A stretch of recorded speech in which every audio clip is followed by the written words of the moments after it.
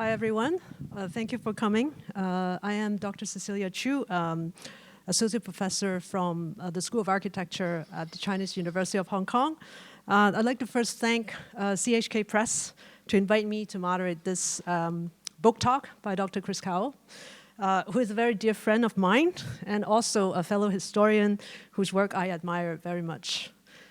So I'm very happy to take up this job. In fact, I have many fond memories of spending time with Chris together at the Hong Kong archives back many, many years ago when we were both students from different institutions at the time, where we shared a lot of interesting thoughts and stories about Hong Kong, about history, and about architecture and urbanism. And indeed, I have felt a kind of intellectual affinity for a long time between us in our work, and I have learned a lot from Chris over the years. And I must say that I'm extremely happy and excited to see the publication of this book, Form Follow Fever, his first book, and especially given that the book has generated so much enthusiasm in the last, well, since its release, but particularly in the last 2 weeks when Chris is in town. And I was saying to Chris, just joking, that you are the biggest star in town over the last month, and you know that I am a big fan. So just for housekeeping, we first will have Chris present this book for about 30 minutes. I will then ask a few questions, and then before opening up to the audience for more discussions. So let me now just quickly introduce our author, Chris Cowell, who is an architectural historian and faculty member currently at London South Bank University, UK. Originally trained as an architect, he has an MPhil in history from the University of Hong Kong, a PhD in architectural history theory from Columbia University in the US. He has previously taught in Hong Kong, New York, and more recently in Dublin, Ireland, where he was assistant professor of modern and contemporary architectural history at the Trinity College. Chris' long-standing historical research focuses on both South China and Northern India, exploring the entanglement of modernity within European imperialism and its influence on architecture and urbanism. His writings look at the relationships between the theory and practice of architecture against the complexity of colonial culture. His work draws upon many strands of studies, including urban militarism, spatial security, hinterland ecologies, cartography, property, climate, disease, and race, among many others. This book, Forms Follow Fever, Malaria, and the Construction of Hong Kong, 1841 to 1849, is based on his original MPhil thesis, and it is the first in-depth account of the early years of the formation of Hong Kong. In particular, he focuses on how malaria, a mysterious disease at the time, played a decisive role in shaping the forms of colonial built environment and the future course of the city. This is certainly one of the best books I have read about Hong Kong history. It is also one of the best illustrated, with many amazing maps and images. So very much worth the money that you can spend purchasing it right after the talk. And credit to CHK Press for doing such a great job. And congratulations again to both the author and the publisher. So with that, I will now pass on to Chris for this talk.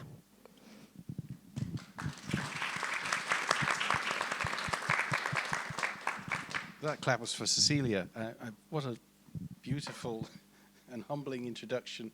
And I'm an equal fan of her incredible, audacious, and pioneering work in her book, recent book at Routledge, and also her long-standing scholarship. And she's been a huge influence on my career and my life. She's been very modest about this, but she was always my senior figure that I followed into that archive many years ago. And I want to thank everyone. I've got a lot of friends in this audience who are dear to me, who've been very generous to come today. It's now going to be all downhill after this, but let's just get started. And so thanks for coming. and I hope you enjoy this evening.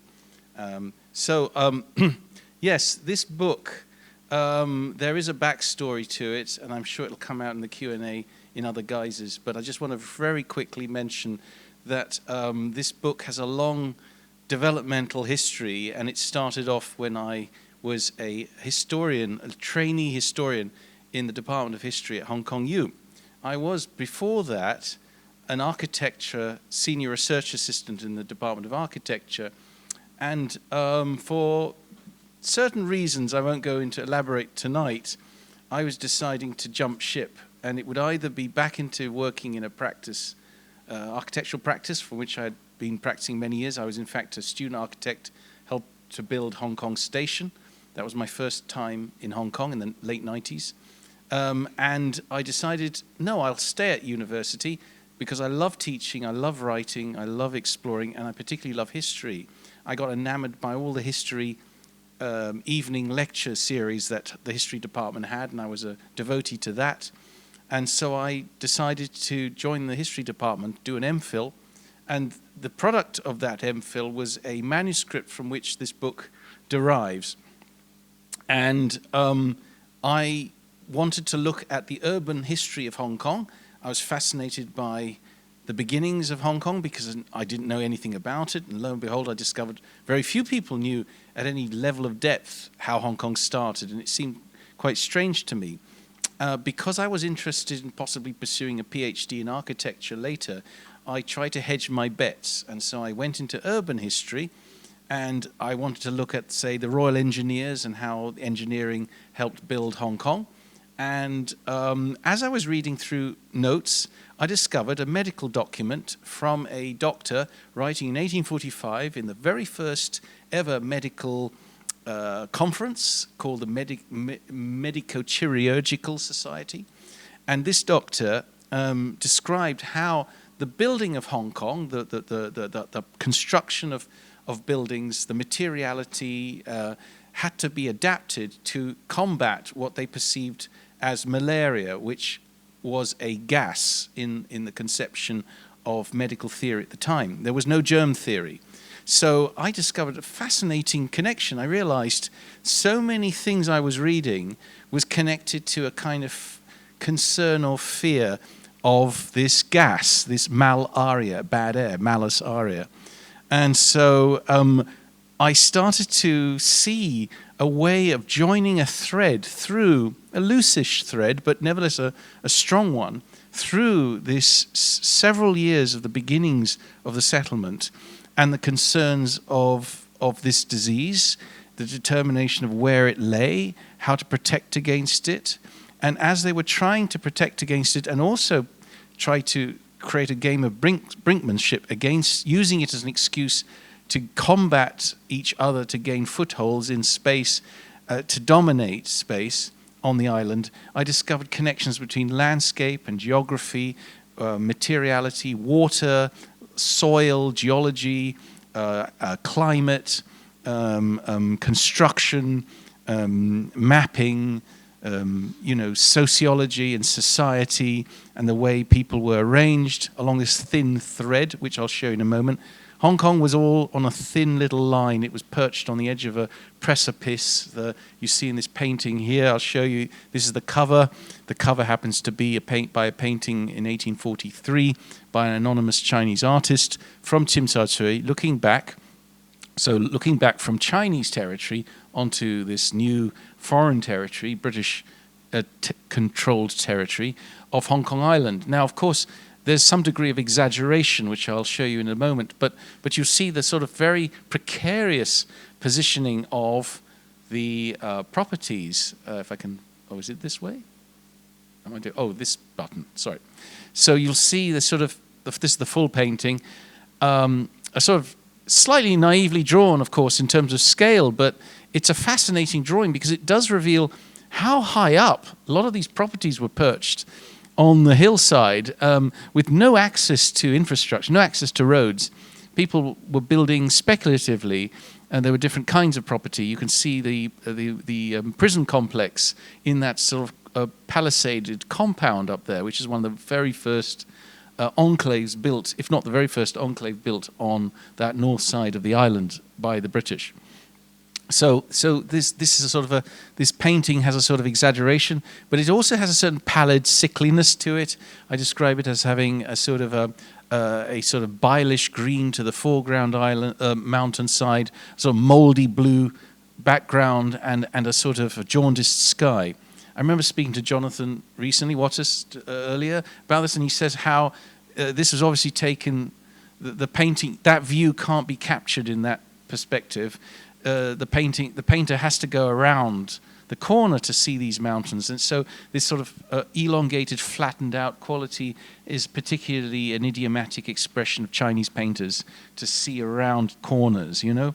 And so I just wanted to share that. If I can, oh sorry, I keep pressing the pointer. There's a comparison of roughly where that picture would have been taken at the tip of Tsim Sha Tsui, sort of the forked tongue of the snake, if you like, of Tsim Sha Tsui as it was then, looking at that mountain. I mean, you can see, actually you can't see around it quite so easily as that painting suggests, and it is obviously of a slightly lower disposition against that painting, but nevertheless, look how far, in fact, there's a strong distance between the two.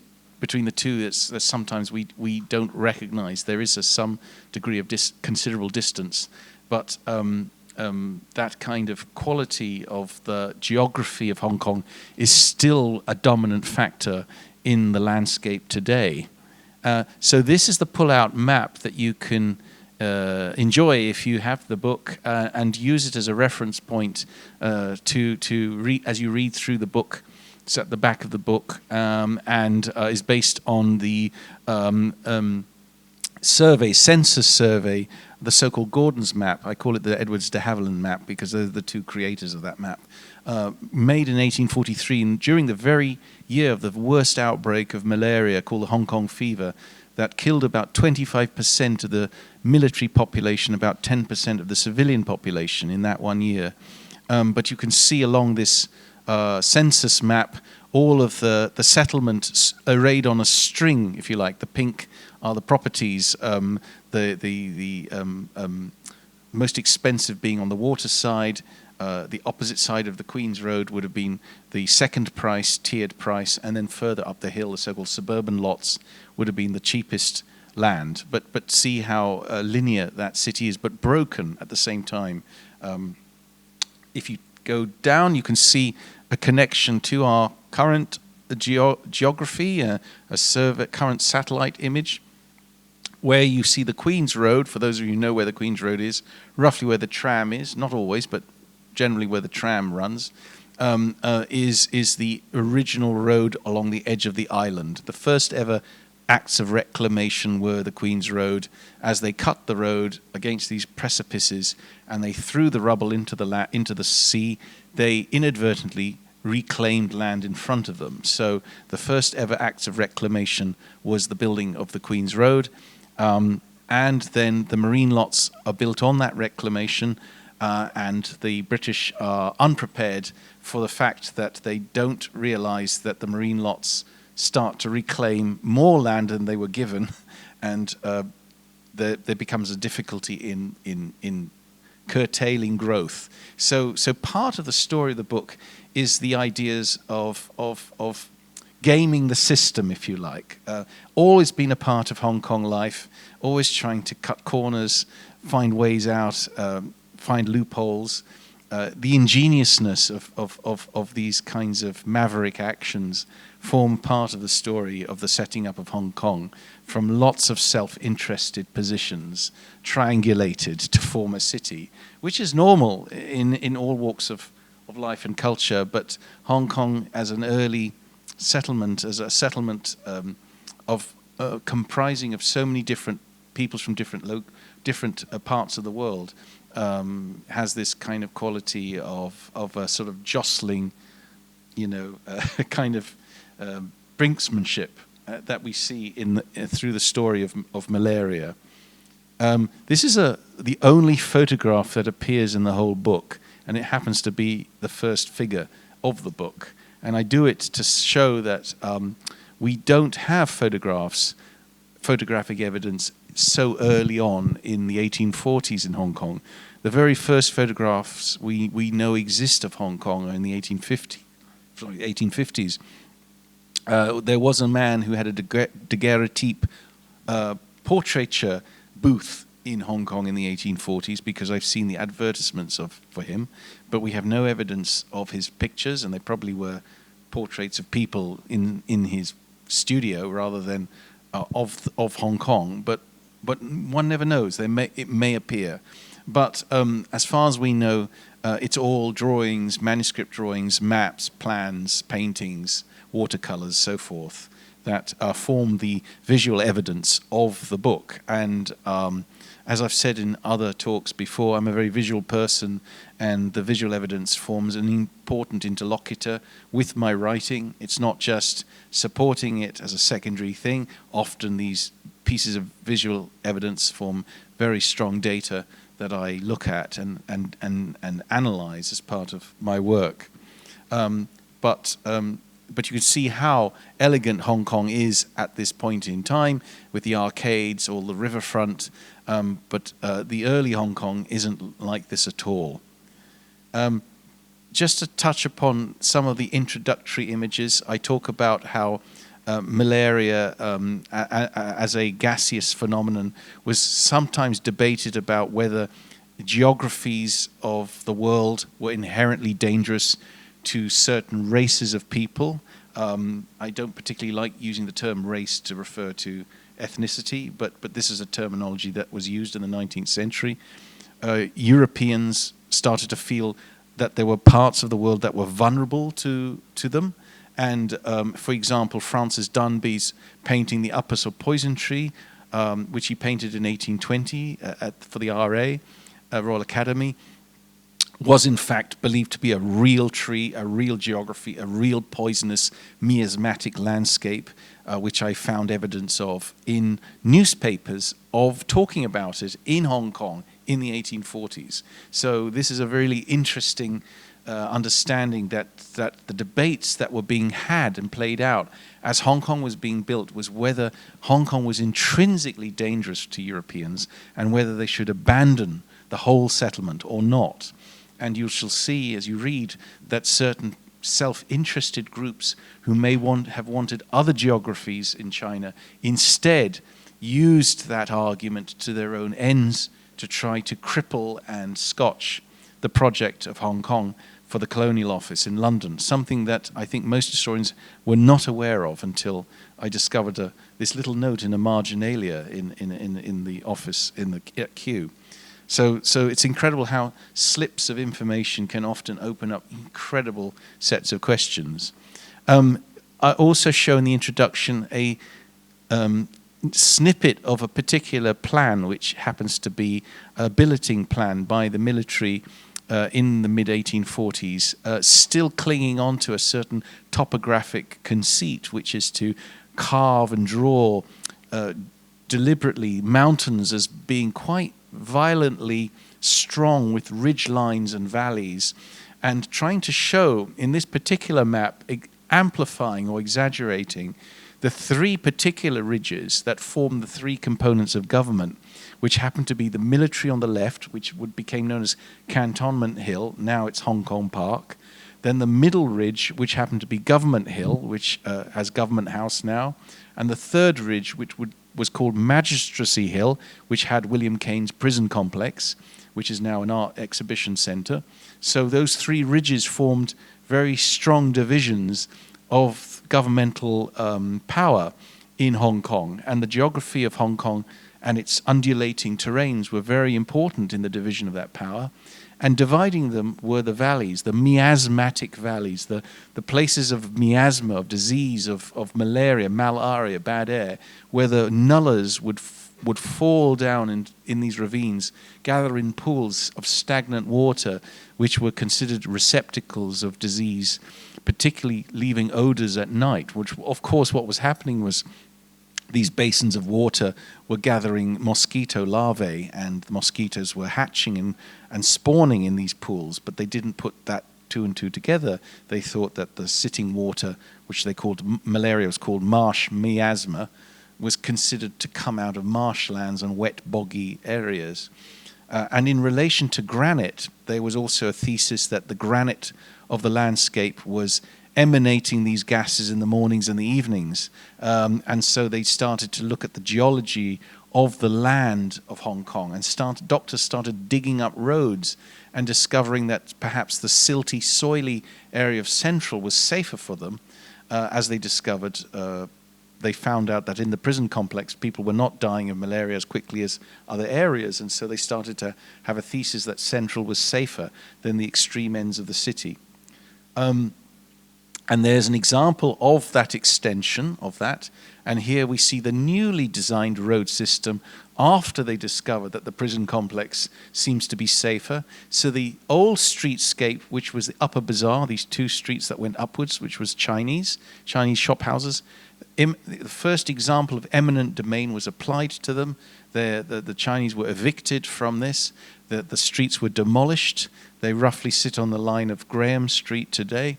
And the Chinese were moved forcibly to a gridded area later known as Taiping Shan, which of course has a legacy history of bubonic plague and further disasters due to this decision to compress the Chinese into a highly dense and seemingly unsanitary area of Hong Kong. In the meantime, they start to build these grander streets with rough grid lines, with Elgin Street forming this strange crank, which was for sedan chairs being carried down at a gentler slope. But so we have this kind of new landscape caused by the recent, I argue, the recent outbreak of disease, malaria. And here are some of the examples. I went around the other day and just take some of the street names. The streets and the names have not changed, and these are some of the figures in this book from Gutzlaff, the Chinese, the German missionary who translated works in Chinese, from Lord Aberdeen, the Foreign Secretary, to Staveley Street and Wellington Street. They're all around, and of course the Queen's Road Central, the first street, major carriageway, coastal carriageway of Hong Kong, to even Jardine's Bazaar, which was the first street of Causeway Bay. It was the bazaar shop houses that went around the mountain and ran straight into that peninsula that came out where they had their offices and go-downs. In fact, looked like a gooseneck. There's the hint for the Gooseneck Bridge name. It comes from that peninsula that jutted out. So, and Jardine's Crescent is around East Point, where the hill was, now Lee Gardens. So there's legacies in our streetscape, legacies in the names of the streets and the shapes of the streets, that we can see the original footprints of hillocks and hills and the coastal edges of the city. Very briefly, Hong Kong, I start the book by saying that Hong Kong is in fact a discovered name. It was an invented name. The actual reason for taking Hong Kong by the British wasn't discovered until about the early 1800s. This very early map by Dalrymple shows the missing piece of the Kowloon Peninsula from it. It's Fan Chin Chow on the right, if you're wondering where Hong Kong is. Lama is named Lama, but at the top right we see a piece of Hong Kong island showing in this survey. And then, of course, it fully gets drawn, but of course the name is wrong because they're being told it's Hong Kong audially, and not by writing. And so the name is applied by the British to this island. Very early cartography. Maps mean a lot to me in the way I think and write about it. You see the landscape here. I describe it as sort of almost like a pockmarked surface, a lunar surface, but the graphic is he's a hydrographer, of course, at Belcher, and he's interested in the soundings around the island, but nevertheless he's very keen on demonstrating height and declivities, the gaps between mountains, the ravines. This is an important aspect, not only because the sound, he can take mooring points off the edges of the island for sure, and he needs to know heights to triangulate where he is in the water, but at the same time, graphically, he's very interested in the surface of this land. as you'll see in the book, Belcher has particular interest in determining where the capital of the city ought to go. He's very keen on it being in the Happy Valley, Wong Nai Chung, and not where arbitrarily Central was positioned at the beginning. I'm not going to go into this, but you know the history of how Hong Kong was taken in stages by the British from the 1842 Treaty of Nanking, just the island, to then 1860 Treaty of Beijing, where they get Kowloon and Stonecutters Island, to finally the 1898 Second Convention of Peking, where they get the whole of the new territories and all the outlying islands. So the book is in 5 parts. These are the chapters. It's chronological because the sequence of growth and learning is very much a part of this story. These are the subheadings of this, how Hong Kong is taken at the beginning and built upon from a semblance of a collage of different parts, of different borrowings, different kinds of technologies, peoples, cultures, interests. Then the second chapter is all about how disease throws a sort of bomb at the planning of Hong Kong and disrupts it, changes it dramatically, and all the pieces fall in different ways. And then the third and fourth chapters after the introduction talk about a line-up and talk about the built environment, how it recoups itself, gets rebuilt, how the British and Chinese negotiate how to build, speaking often in pidgin English, which I thought was fascinating. Very little has been done on how Hong Kong was built and the culture of construction, which was the major exchange between British and Chinese, apart from the comprador system, was the system of negotiating with contractors, and how the city was, the debates about the city, where to build, how to build, and this whole story of Robert Montgomery Martin, the first colonial treasurer, who in fact wanted to do everything in his power to pull the plug on Hong Kong, and I speculate on the reasons why he did do that. And then the final chapter is a sort of miniature study of how a barrack starts to, the finest buildings in Hong Kong starts to exhibit malarial symptoms for the soldiers, and they don't understand. They've done everything they could to mitigate disease from the city, and now all of a sudden in the finest buildings they're attacked by malaria, and they have to re-understand what's causing this, and they take all the skill sets and all the experiences they've learnt over the past few years, and they start to condense it into a deep forensic statistical analysis of patients and beds in space. And I thought it would be a lovely coda, in a dark sort of way, but a lovely coda of the journey that the people have had to discover themselves within the space of Hong Kong. And the book ends, of course, with this illegal picnic jaunt into Kowloon, which is a sort of foreshadowing of the desire for the British to take Kowloon, which they wanted from the very beginning, that I show in the book, that they were never satisfied with just the island. And so, I don't know how long we've got, 10 minutes, is it?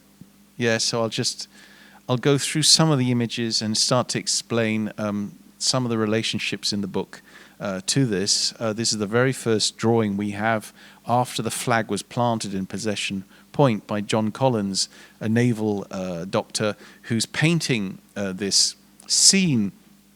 And you see the very first tents pitched on roughly where Sheungwan is now. And you see this very rare iteration of Belcher's map, the 1843 version, the first version.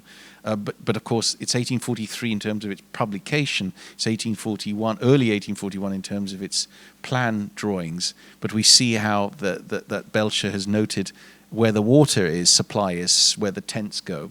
But also we know that it was in the lee, if you like, the corridor of calm against the northeasterly monsoon winds in January of 1841 and February 1841. So just because Kowloon was where it was, it allowed the tents to be pitched more stably at that particular point of the island. And just because of that, this is why Central is in Central, because of the stubbornness of a legacy of pitching tents there.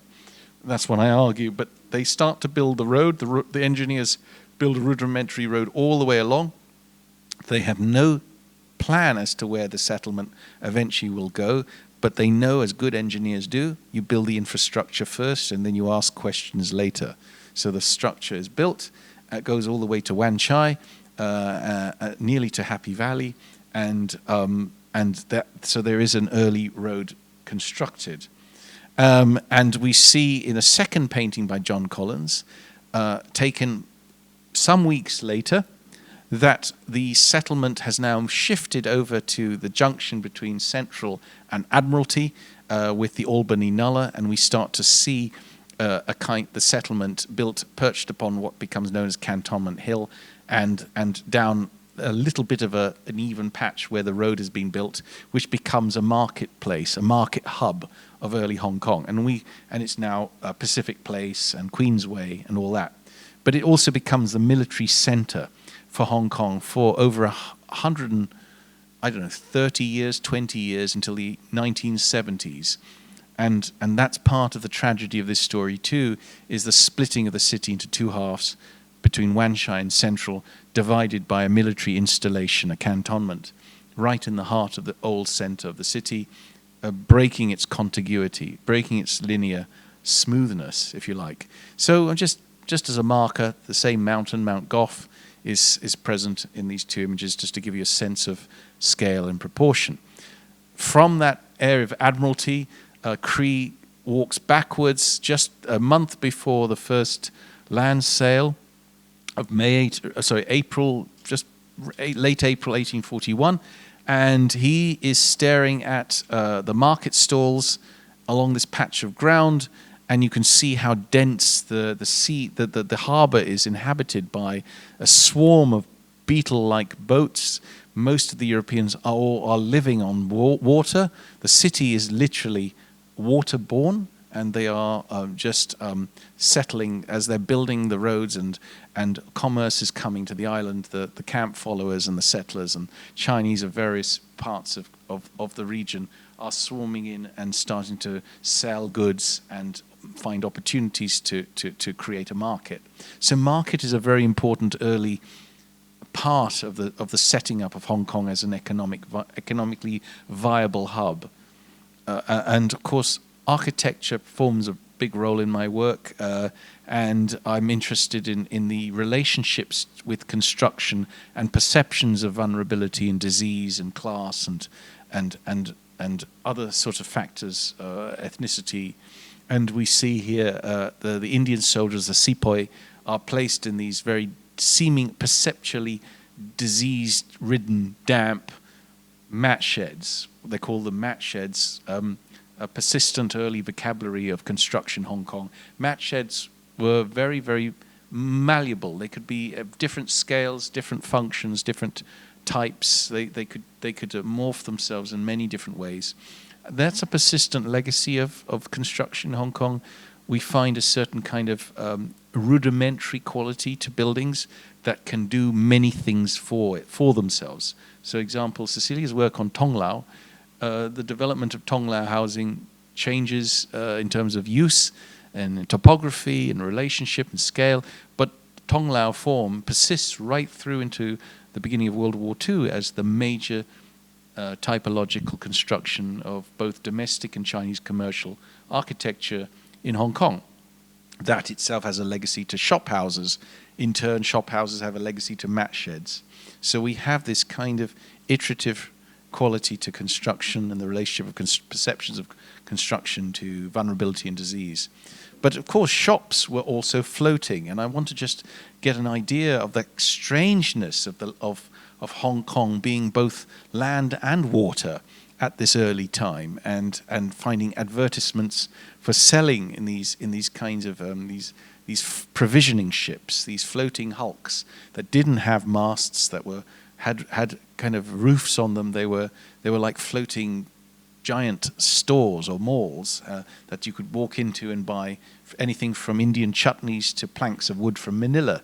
So it's an extraordinary kind of versatility that comes out of it. And of course, Hong Kong was a storehouse, a dumping ground. Long before the British took Hong Kong, it was an illegal dumping ground of opium and cotton. So we see that these commodities, that Hong Kong starts to get used as a backroom storage system against the Kohong system, which was the mercantile system used in Canton. So the British wanted to get back into Hong Kong, into Canton, to do their opium trade, but they used Hong Kong as a storage backroom for what they thought would be eventually the front of shop side, which would be back to Canton. So we get this understanding that Hong Kong is temporary. Hong Kong is also part of a system, a wider system of trade, and I mentioned, I think it was in the South China Morning Post interview, that they emphasize this part, and I think it's an important part to mention. Though I don't know any other story of colonial settlement whereby the founders don't necessarily want to found this place. They want to use it temporarily as a bargaining chip to go somewhere else. But as they sink more and more revenue into Hong Kong, it becomes too big to fail. It's a strange kind of phenomenon.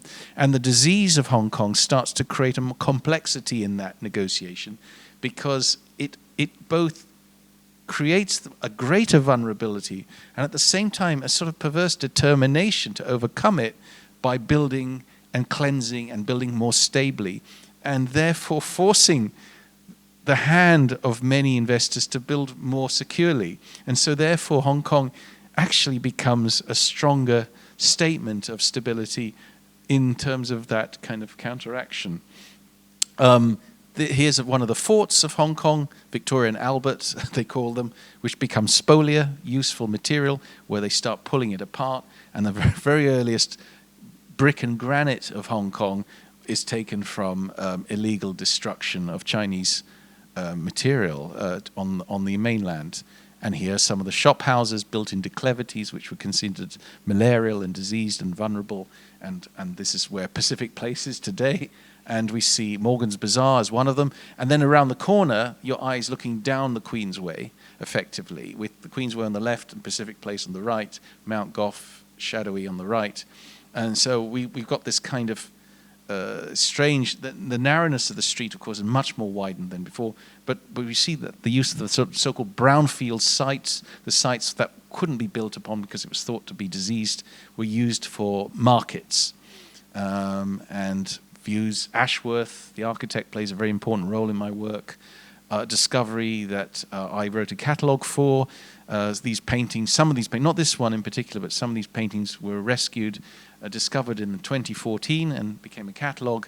I was really delighted that they ended up in the Hong Kong Museum of Art. So I'll just start to tail off. This is East Point 1. This was an interesting example, Causeway Bay, where Jardine Matheson built their palatial house on the top, but Wong Nai Chung, the Happy Valley, becomes diseased, and a lot of people die in these bungalows lower down, and yet so close and yet so safe that the shortness of height starts to be seen as a state, not just a status symbol, but a survival symbol. And so, of course, going back, you see how the hospital, the Seamen's Hospital, which you see in the foreground, and then to the right of him is the Chief Justice's house, and then behind us is Morrison Hill. And then down below is Spring Garden, which is Ha Wan, then called Ha Wan, but it was now called Wan Chai. We see how this the height starts to become such an important marker of health. I'm just going to end here with some talk about interiors, because the interior worlds of Hong Kong were important to me because they were also part of that fear, the fear of entrapment. Hong Kong itself, as a greater landscape, created eddies of enclaves within itself. Because the road system wasn't very well connected, people lived in pockets of land and started to develop a certain kind of cultural closeness. And one of the things that was interesting to me, because there's very few images I found of interiors of early Hong Kong, were the kinds of narratives that came out of this interiority, this world. One of them, a sort of strange vaudevillian, theatrical, outrageous kind of drawing by Edward Cree of a ward, Miss Mary Ann Lafoy, who is the ward of a friend of Cree's, who tells him quite agitatedly how she argues that 50 Chinamen entered her bedroom and started ransacking her clothing. And she woke up, she jumped out of her bed and ran to the local army police. And of course, Cree starts to paint this fantastical view like a theatrical set, and it's fully charged with racial and sexualized, almost comedic energy, biased energy. And we see her running out of the bed, clutching her diaphanous dress, and we get all these different snarling men, brown-skinned men, pulling things apart. Of course, there's not enough. Of course, the exaggeration of 50 people in the room is impossible to paint, and so. But the accoutrements of the room are caught. The fact she's on a second floor of a building is interesting to me, and the way the disposition of furniture interests me. And so I start to just look at the relationship of how people live and accumulate objects, portability of objects, the lightness of things, how people are transient, how they have to move, how they have to be in environments that are familiar to them, and yet in a tropicalized environment, cane furniture, breathability is important. So I'm just interested in all these different worlds of construction, of materiality, tropes of building that seem to pop up, that are echoes from previous kinds of drawings of how things are made, become a part of this story. So I'll end there, and Cecilia can carry on. Thank you.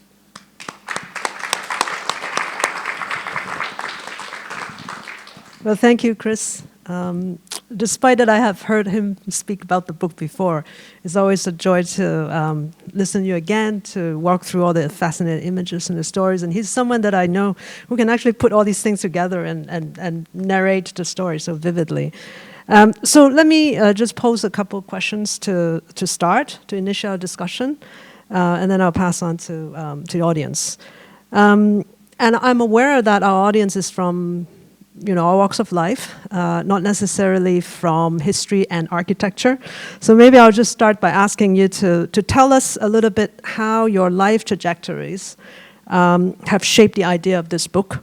In particular, I'm going to steal a line from the SCMP that came out a couple of days ago, in which you said, what'd you say? You said you're an architect and accidental academic. So can you explain what you mean by that and how that has influenced your intellectual project? Thanks, Cecilia. I guess I probably was also an accidental architect, but the accidental aspect is that I never thought I was invited to teach at Hong Kong U. Accidentally, I didn't know I'd be an academic to start with.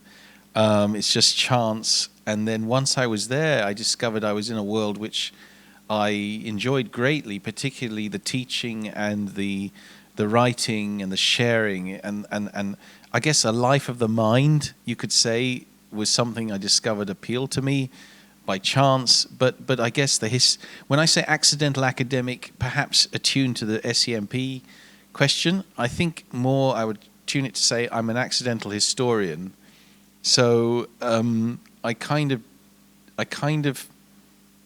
didn't know I had that capability of being able to pull lots of pieces. Historians have different kinds of historians around. There's some historians in the audience, eminent historians in the audience.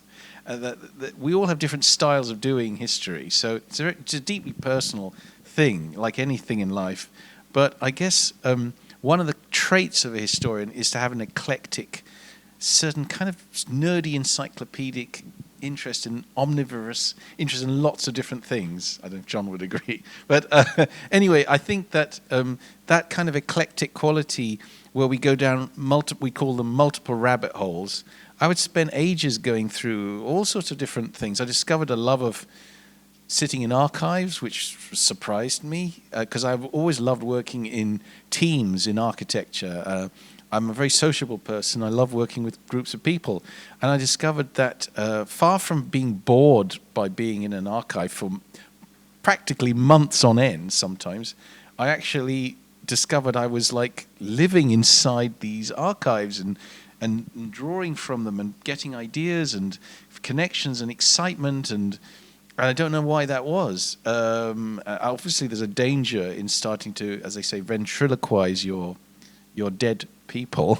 But I think that there was a kind of quality to all of these materials, and just the excitement of discovery appealed to me. So I guess I discovered that I had that long form of patience that you need as a historian, just slowly going through things methodically, but having a long ball game and trying very hard to pull lots of material together and write vividly and write as vividly as I can and all that. Yeah. I certainly remember the times when we spent on some of those really cold, air-conditioned archive rooms in HKU, and then you were laughing out loud when you were looking at the microfilms.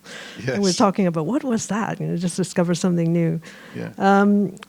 Let me ask one more question. Sure. This is more about the period of your study. Yeah. I remember that you told me before that when you first proposed this manuscript to another publisher, at that time they were not so interested because they're saying that the period was too narrow. It's only between 1941 to 1841 to 1849. So that was a while ago. But now with this book, of course, you proved them wrong, that this is completely doable. So maybe can you say something about that and how you reflect on that you were able to turn this narrow decade into a full book that you actually could even have more information on it. Yeah. And what did this focus on this very short period allow you to do that you couldn't otherwise if you actually focus on a longer span of time? Yeah, I think the answer, without going into that historical detail, the answer is I think that's a methodological question, and what I discovered when I did the work was that the narrowness of time allowed, because it's the beginning of a, it's, you know, as I said, I'm interested in I know it's unfashionable to use the word origins, but I'm interested in origin stories. And it's same with my PhD on cantonments in India. It has a certain origin story of how it was set up.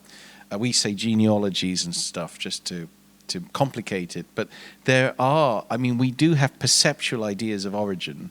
And I think one of the aspects of setting up a colony as an origin is that all the documents and files start from file number 1, and they are small. And they are often short and quick and comprehensive, but there's not a lot of it. And as that colony develops, it multiplies and multiplies like rabbits. And then by the 1850s, it's quadrupled or 10-time-fold. And by 1860s, there's a massive amount of material, multiple sources, so many different things. And I think that the challenge, by limiting it to the first 10 years, because Malaria also was talking, the vulnerability was at that very beginning point, and I was interested in the shift from vulnerable to safe, or the perception of that shift. But it also allowed me to cover so many different kinds of material, so many different disciplines of study, that it was almost like an assault course of interdisciplinary scholarship, that it forced me to learn about all these other skill sets that I didn't have. And it was almost like an apprenticeship. The book allowed me to climb onto medical notes and cartographic methods and hydrography charts and ways of seeing and measuring and climate and construction methods and all sorts of politics, even East India Company geopolitics and finance structures. And I was able to just and medical statistics and data methods.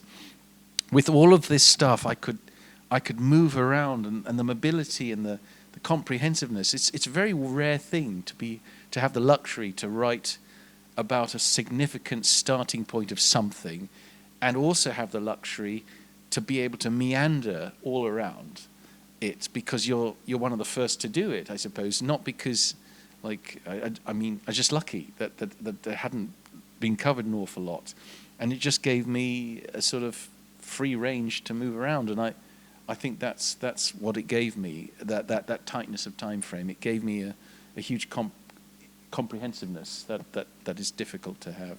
That's great. Yeah. So maybe we can have Yeah. open up for the audience to ask some questions. Do we have a microphone around? Yes. Okay. So, Yeah. anyone? Yep. Hello. I deliberately waited a little while because I attended your talk Yeah, 2 I weeks remember ago in you. Chemshui-Po. It was a very different setting. We were Yes. sitting on the floor. And, I like how you make each of your talks slightly different. Yeah. Because I also heard a little bit of a couple of your talks online.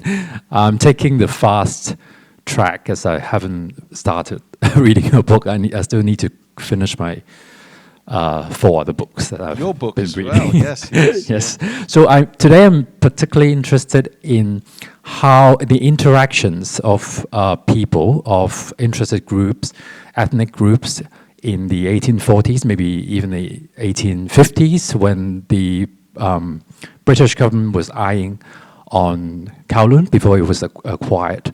So what was, for example, the concept of immigration, like nationality? Did people move actually from Kowloon to live, semi-permanently on the island, and so on and so forth? And what was, civil life was like, so much bits and pieces of trade were happening even on the sea in between the two kind of landed territories.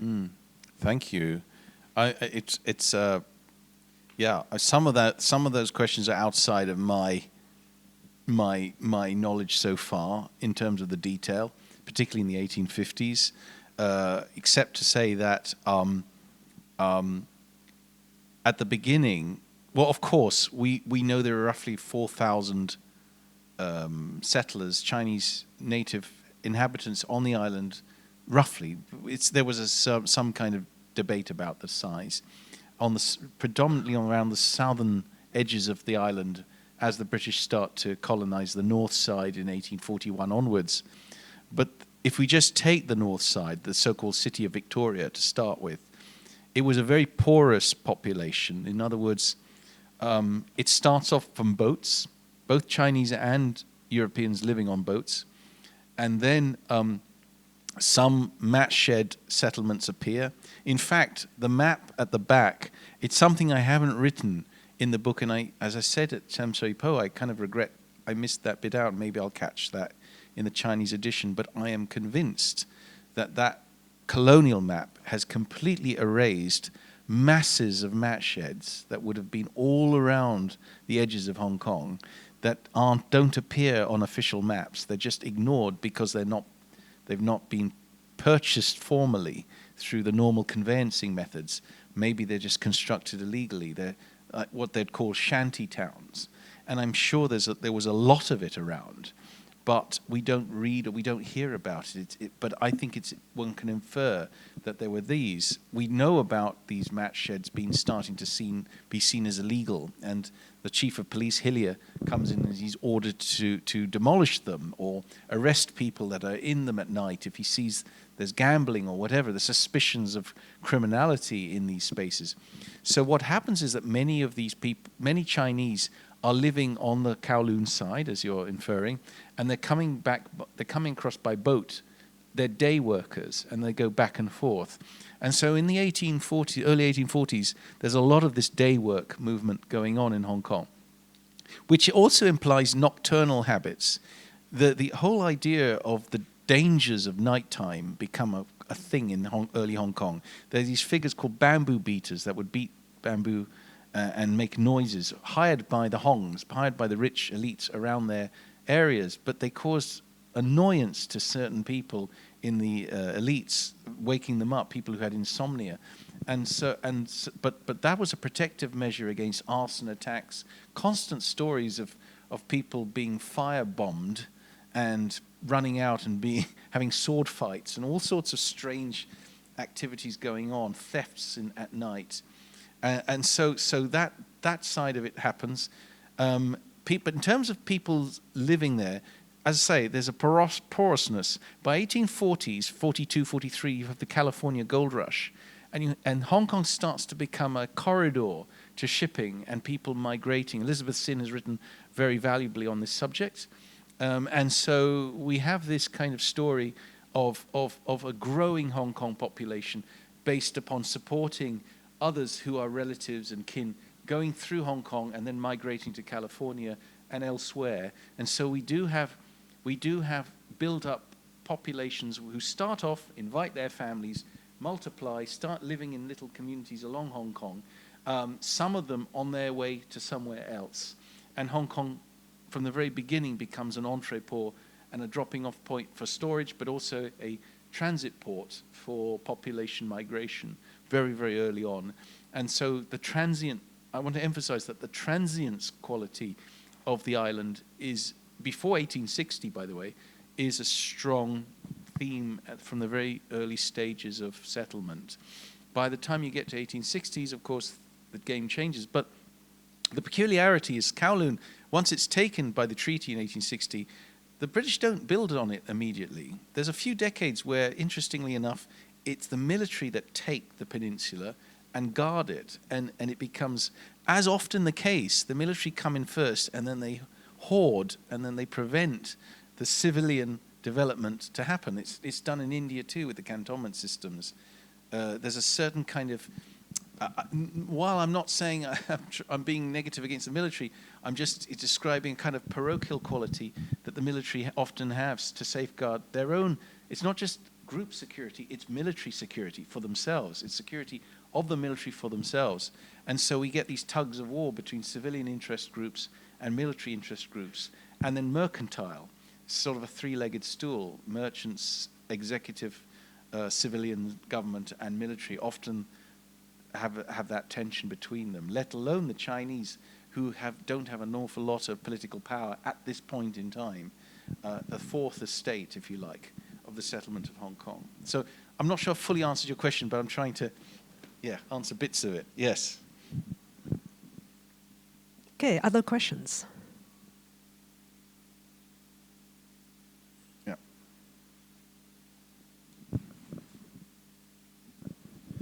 Thank you, Chris. That's a wonderful talk. I've learned so much. I was very interested to see the very early period, 1841 to 1849, and in the area that your central Taiping Shan, churches and temples. My question. I think Manmo is 1848, but I mean, are there earlier ones? And then you have these little pockets. So, for instance, the Roman Catholic Church of Immaculate Conception, people coming from Macau, living in the area which is around where I am in my gallery, and what's called recently been renamed Soho, but this was very much a Macau area, and then Chinese area as well. So I think the churches and the temples quite interesting, and they appear on the maps. 1842, 43, 48. I think Manmo's 48. Yeah, that's an interesting one. It was on my mind. I mean, there are bits that I had to edit out. So, for example, the Catholic Church, Wellington Street area, that moved there at that point. I don't really go into that one, but I do talk about Shucks Baptist Church, which happens to be further along towards Taiping Shan, and there's a picture of it actually by Ashworth, which is actually in the book. I'm fascinated by that missionary works of Morrison Hills School. In terms of Manmo Temple, and that I understand Tama Choi founds, right? And he is very present in the book as the great contractor of government, which sort of helps balance the deep prejudice against Chinese contractors by British in European discourse in this evidence I'm finding. But of course, there are pre-existent temples. Tin Hau Temple in Tin Hau is there before the British, and in fact Ashworth goes and draws Tin Hau, and it's super interesting to see. It's not in the book, but there is an Ashworth drawing of Tin Hau in 1844, 45. Yeah. One of the two that you view from East Point as well. Oh, okay. So, yeah. I think that's the original. All right. Yes, great. And the interesting thing is that particular turned base of the columns inside the Tin Hau Temple is still there. that particular profile he drew very accurately, and we know because for photography of the inside, I actually did a little bit of investigation to check the veracity of Ashworth, and in fact the interior tin house hadn't changed since before the British. So there's some really interesting legacies that we can see around the place. But I didn't go into Manmo Temple. By the time I think the curve of the story had shifted. So by the time we get to the mid-1840s, by 1847, I'm focusing in the last chapter on that concentration of malaria in the barracks, and so the scope has shifted off the development of the city.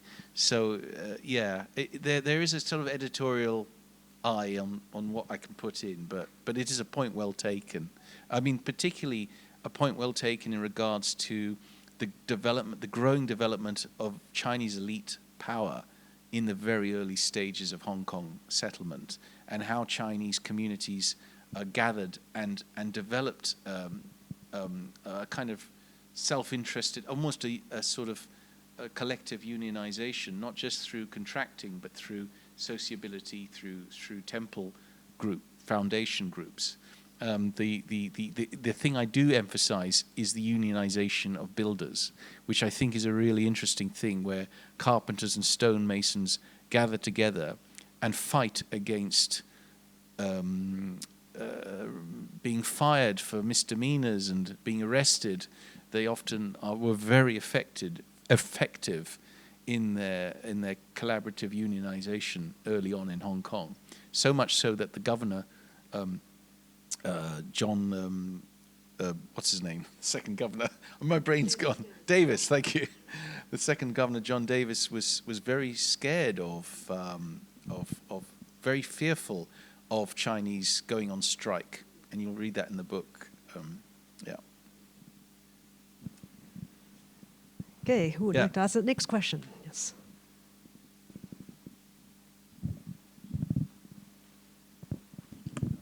Hello, thank you, Chris, for your talk. I just would like to pick up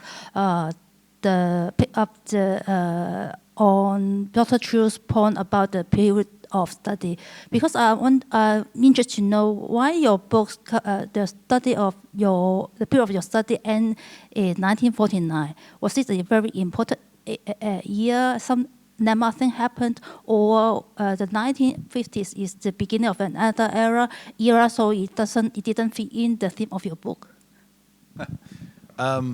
Well, it had to stop somewhere, and I thought just staying in the 40s. It wasn't a random year.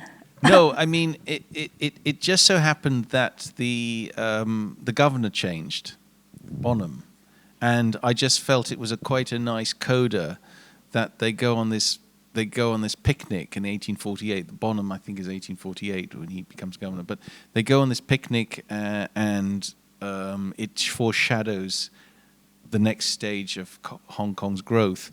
But it just happened that that coda where malaria seems to have been tamed, and the landscape, the Hong Kong as a city seems to have overcome it. There's a sting in the tail with this study of the barrack fever, and that barrack fever, in terms of the time frame, ends in 1849. So I just thought, well, it's quite a nice pattern. It ends with the number 4, because the four. I'm not meaning it in Chinese sense of the unlucky 4, but it ends in that one decade. It's contained in that decade. So I just thought, because it is I call it the dark ages of the history of Hong Kong. In that sense, it's a history very few people know how it all fitted together. In fact, this is the first time a book has been written on it. So I thought to keep it in that peculiar period would be nice. That kind of like linked to the question Cecilia said. It also allowed me to find so much material of varying disciplines that I could fit together, knit together. But yes, it's sort of partly arbitrary, but also partly intentional. And that doesn't answer your question satisfactorily, but that is the answer. So thank you. Chris, actually, can I maybe ask a related question? I mean, it is implicit in your book, but maybe more explicitly. I wonder, how do you want because 1840s is quite distant from us now. It's almost like, to me, when I started looking at Hong Kong history in the 1890s, the 40s, 50s, 60s is a blur. It's almost abstract. But through your book, I think you change the relations to this time among your audience and maybe within yourself. Yes. So maybe can you say a little bit about how does the process of looking into these stories change your own relations to this space and time? Yeah. And what do you want your audience to look at the 1840s in approaching this period in differently, different from the other history books that we already read quite a lot on the other periods? Yeah. Yes, you're right. You're right in that there seems to be an inordinate focus by scholars on from the 1870s onwards, particularly as we get towards the 90s and the Taiping Shan and bubonic plague and a certain kind of the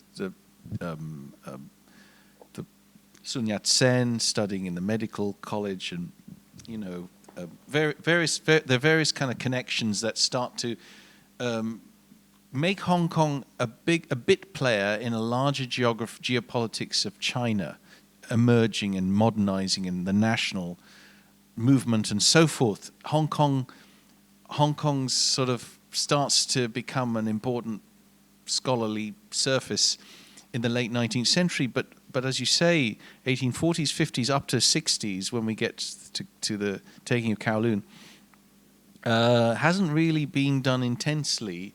And I suppose, to answer the first half of your question, I think what it offers is it starts to provide an anchor point from which I think hopefully scholars can then build upon into the 50s and 60s.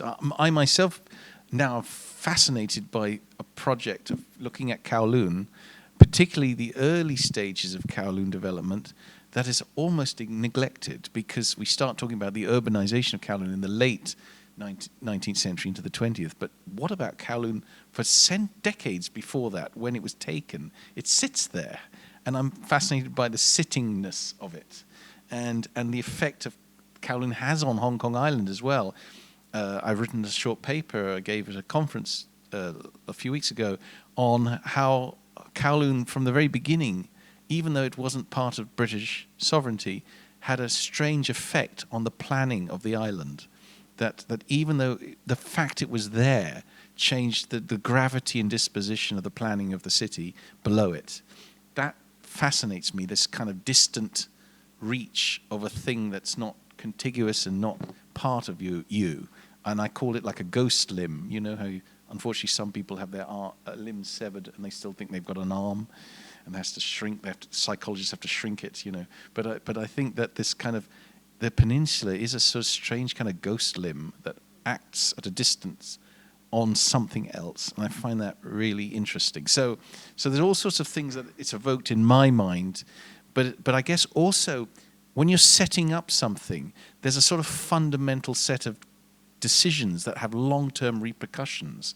And so, say, for example, the arbitrariness of why the road stops where it does, or extends, or it has a certain width, decisions made about where to settle, where to start something, where to break it, how to build upwards, or a decision of construction, a decision of representation, a decision of power play, as I mentioned, admiralty coming in.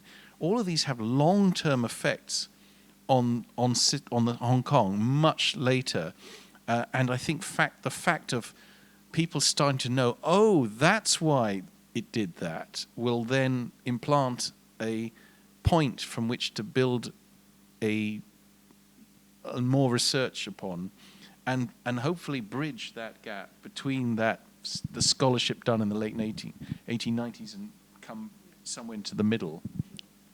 Yeah, I think you certainly did. After reading your book, I became much more interested in the 1850s, which I never really looked at before, what Bonham, because I think you've stopped at 49. It made it really raised some curiosity about that shift. Yeah. And then now, I think, as you said, the 50s is actually very interesting. Yeah. Like, how do you follow up with that? But anyway, we have a few more minutes. Maybe we can entertain a couple questions together. Maybe collect a couple more questions. Anybody wants to Yes, Luna, and anybody else, actually? And John, okay. Luna, over there.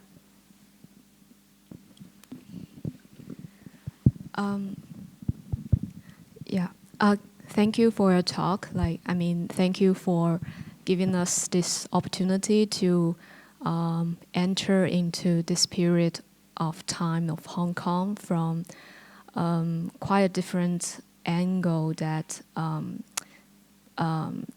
to inviting the readers or the audience to see the different forces that shaping the construction of Hong Kong, especially, there are some forces from non-human actors like the disease and also the typography of the mountains and this kind of things. But also predominantly, I think the force of the colonizer. I was just wondering, to what extent your book can be part of the critique of the colonization or colonialism, because you also mentioned that your kind of methodology is predominantly working with the archives, and many of them are mappings. And I was just wondering, because who has the power to pass down these archives, and from whose perspectives that we are learning about this history? And so I was just curious about your approach of working with these archives, and what are the things that you know from these archives, and what are the things that you couldn't know? Although you also mentioned about that during the Q&A sessions. And also another question is about, you mentioned about this is kind of a research of the origin of something. And I was wondering what this something is particularly about. Is it the colonial settlement, or can we also be look into what's the situation of Hong Kong Island before that? And because it seems to me, by saying an origin of Hong Kong, it seems to assume that there's nothing out there before that. So I was just wondering how you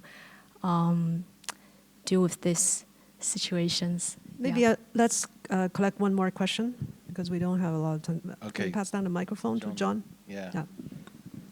And then we'll gather it. Yeah. Yeah, thank you, and congratulations to you and to the press, I think, for making such a beautiful book. My question, if you have time to answer it, is more about the writing process. And I think there are probably people in here who are doing academic theses and would look forward to, moving on to a book at some point. And an academic thesis is sometimes described as something that a reader has to read, although yours was not written that way, because it was written beautifully anyway. Whereas a book is described as something that somebody wants to read. And I think the fact that we have so many people here is testament to that. But I just wonder, maybe if you have time, if you can just tell us a little bit about what happened to you between academic thesis and book. What did you do? What were you thinking? How your experience doing your second degree helped, and so on. This is a good question. And thank you, John. And Luna, thank you for your deep questions. And I sense that inner tension in your work, probably, in what you're doing. But I have to be very quick about that one, because there's a lot in. I could talk a long time about what you've said. I'll just go backwards. By origin, I was being very provocative, because, as I say, it's an origin story for a certain group of people, but it's in fact a conceit of the British to think there's nothing there. That's actually one of the key tropes of early Hong Kong. The British want to give the impression there's nothing there, and so they can justify doing the action of colonizing. Of course, there's a lot of people in Hong Kong. In fact, I make an emphasis to say that West Point, which is supposedly the locus of the Hong Kong fever, I show that was on abandoned paddy field, which is something that if you do by overlaying maps, you can actually show. That's a way of mitigate. That answers your first question too, because there's a way of mitigating archives by looking at other modes of evidence, like mapping. If you start putting modern cartographic surveys onto old maps and you start to see where current roads are, roads often don't change because the bounded interests of property keep the shape the same. But it also reveals a sort of palimpsest of the past, the older edges of the island and the older edges of geologies and geographies are maintained by roads. And so in a way they provide an archaeology of evidence that is maybe not, that has a certain neutrality perhaps against certain biases of textual evidence from colonial archives.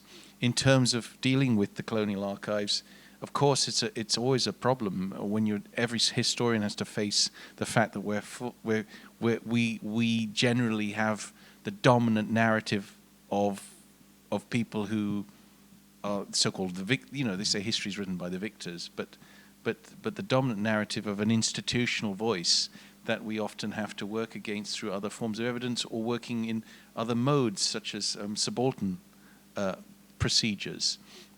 So, for example, one area that I tried to look at was Chinese going on strike and Chinese unionization and conversations that were allowed me to understand how, because there's virtually no Chinese sources. That's the other thing about this period.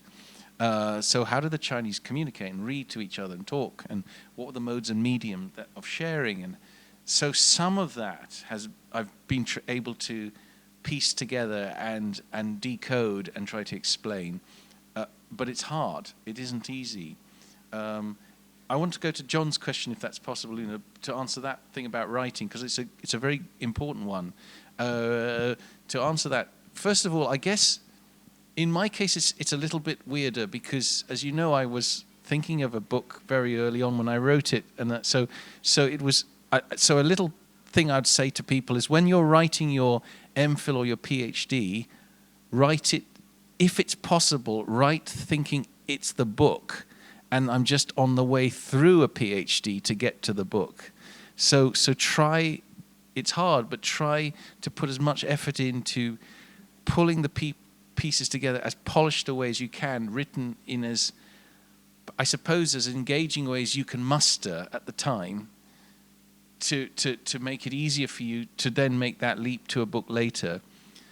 But also, as John's inferring, there was a gap of 10 years where I've been doing something completely different on India and doing a PhD, and I've changed as a writer and I've changed as a thinker, and I suppose I've become a little bit more jaded and sharp against this colonial narrative.